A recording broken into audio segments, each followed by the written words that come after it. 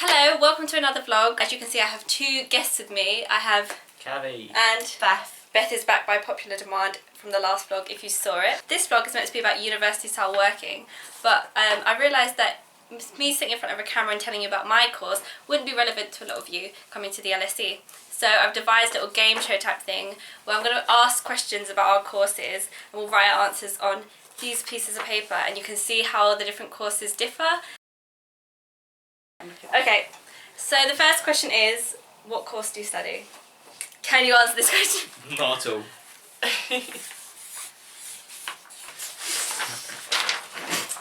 Okay, so you take...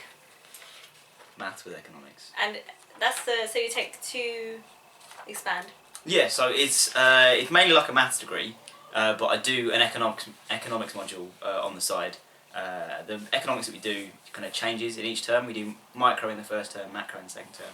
You don't really need any economics knowledge beforehand to do the course.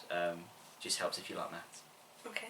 And so I study management, which is just a single honours, a BSc, and it's really varied. You get to do in your first year economics, accounting, kind of more psychology based modules, and more kind of management focused ones as well.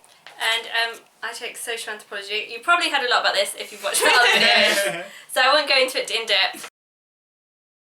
Okay, so how many hours, contact hours, do you have a week? By contact hours I mean time in lectures or classes. Keep in mind that this number is an extra 3 hours for all of us because we all take LSE 100, as you will have to do in the Lent term of first year and the mid-course term of second year.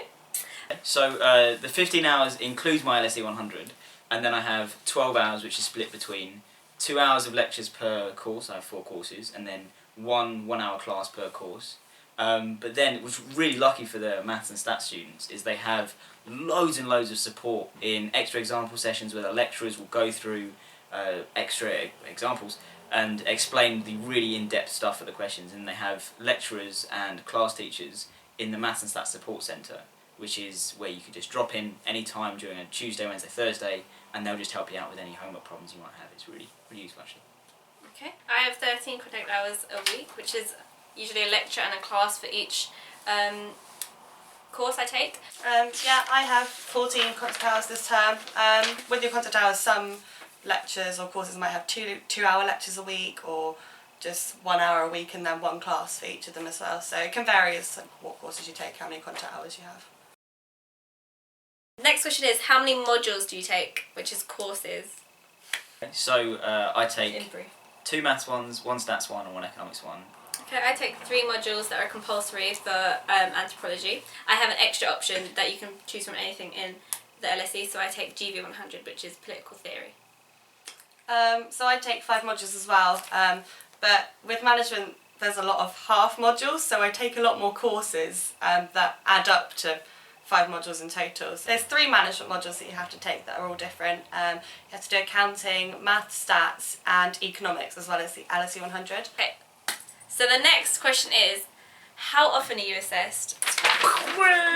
This is obviously the funnest part of going to university. I love it. Great. It looks like we've got loads written down, but it's not that bad. Kevin, do you want to start? Yeah, so every week I get a different set of maths questions and stats questions from each of my 3 modules. There's a quiz that we do online, really fun. And then twice a term we get a problem set in economics, which is kind of like a bit more kind of long answer questions. That's not too bad, but it does take a bit more time. And then in January and May we have exams, which are loads of fun, as always. Okay, thank you. So for anthropology, we do 2 summative essays in a year and an exam at the end of the year, which will be in May and June. That's for each course. So for like AM 100, you do 2 summative essays and an exam. We get set formative essays by our academic advisor, so that is about 2 a term, or they'll sometimes we'll get essays and we'll have to work and then we'll get them back, and we have a lot of feedback with our academic advisor, but those ones don't count. They're just sort of to build your essay skills. Essentially every week I get homework for all my classes, so it's just like, I don't know, it can vary from like maths problems to discussion questions, and you just go through them in your class. It's quite casual, and you can go to your teachers for help. In terms of like actually things that count towards your degree, I have 3 essays on the length term. If you study management, you have to do 1 essay on your own, and then you've also got 2 group essays. And one of them is really practical, so you go out to a restaurant and talk to the owners, and kind of write a report on it. And then I have 1 exam in January, which is economics, same as Kavi, and that counts for half your economics module grades, and then exams in the summer, just like everyone else. So the next question is, how do you prepare for a class? So a class is when you sort of have a teacher. It's different from a lecture. So for the maths and stats ones, it's usually just doing the problem set itself. The questions can be quite challenging, so it might take quite a while to get through the problems, and if you really understand the material in the questions, even if you don't get it right, that's really what you need to engage in the class properly. So as you can see, I do a lot of reading for my class. So each course, you have a topic each week, and they'll give you a bunch of readings. You have essential readings and background readings, but the essential readings is the one you want you to do, and the one you discuss in class. You'll have questions to solve, so you know what you need to get out of the readings. I've just written, it depends on the modules, so like kind of a mixture of these two. For some, I'll do readings and you just prepare for discussion questions, and some you just have exercises or problem sets that you'll answer. And also I would just recommend going over your lecture content just to make sure that you can contribute and you do just understand it. It'll make your life so much easier. What is the most interesting thing that you've learnt so far? So my favourite thing that I've learned has been in one of the maths modules that quite a few people do, but it's basically using matrices, which you may have done in FP1 or FP3, to solve simultaneous equations, to find out where lines and planes cross each other and what it looks like and how you can... Yeah, no. That is quite cool.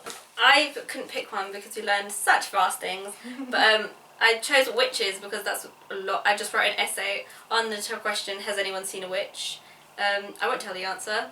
We learned a lot about sex and the roles sex plays and loads of different cultures, about sex tourism and all sorts of things, and how different cultures interpret sexuality and capitalism. We just learned about how capitalism affects cultures, like through their perception of gender, sexuality, family, love, time, science, magic. So I've written MG102, which is a module you have to take in your first year of studying management, and it's organisational behaviour. And it's cool, it raises questions like we just had to write an essay on, there were 2 options. You could either do it on how would you deal with different cultures and like bringing the workforce together, or you could do it on whether managers should employ people that are really dedicated to the work they're doing so that they can pay them less. I think it's just really kind of applicable, and it's something that you're going to use in your life in future. Is it intense? Because I know that's what all of us worried about when we came here. I would say yes, you do have to do work. You know, I think there's sometimes a perception that when you come to uni, you know, it's your first year, you're just gonna like not do any work and just sail through it. That's not the case. Like it is tough, and you are gonna have to study, spend time in the library, or write essays. Having said that, that doesn't mean you're not gonna have a social life. There's help there. There's, you know, your teacher's office hours.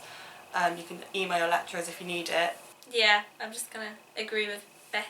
I was worried a lot because I wasn't sure if I was like suited to the LSE life, and I don't know how I was going to fit in to this, like if I'd be able to study, because it was like a big jump, and I've never studied anthropology before. I'd never studied anything like it, so I didn't know if I'd be able to do it.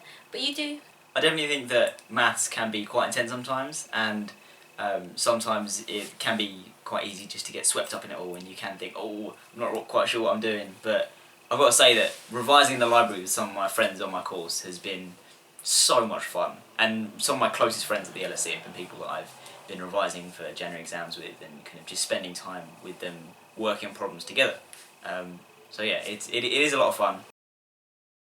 Okay, I think that brings us to the end of our video for today. I would like to thank my guest, Beth and Thanks, Kavi. Any last words? Good luck. You'll be fine. You'll be fine. It's not all about studying as well, like the courses, obviously the reason coming here, but so much else going on, you're gonna love it. Okay, see you in the next video. Bye! Bye.